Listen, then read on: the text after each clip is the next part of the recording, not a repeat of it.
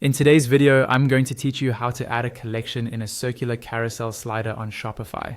Let's start right from your Shopify admin. Go ahead and log into your Shopify dashboard. This is your main control center where you manage products, orders, and of course, your online store design. Make sure you're on the correct store if you manage more than one. At the top of the dashboard, look for the search bar. Click into it and type Section Store. This search bar is a really handy shortcut for jumping directly to apps and settings without digging through multiple menus. From the search results, click on Section Store. This will open an app or area where you can browse different pre-built sections that you can plug into your theme, including circular carousels and featured collection layouts. Once you're in Section Store, look for the search bar within that page and type Featured Collection.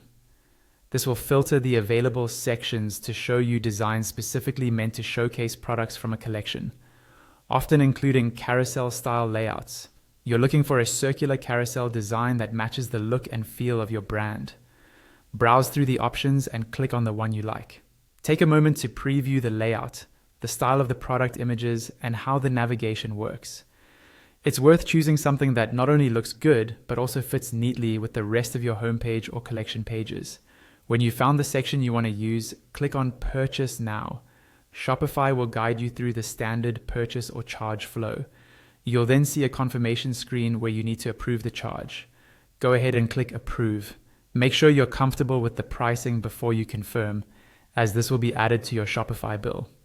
Once the charge is approved, return to your Shopify dashboard and go back to your online store section. From there, click on Edit Theme to open the theme editor. This is where you'll actually add and customize the new circular carousel on your storefront. Inside the theme editor, look at the left-hand column where your sections are listed for the current template, usually your homepage by default. You should see the newly added section in the list. If it doesn't appear automatically, click Add Section, search for its name, and select it.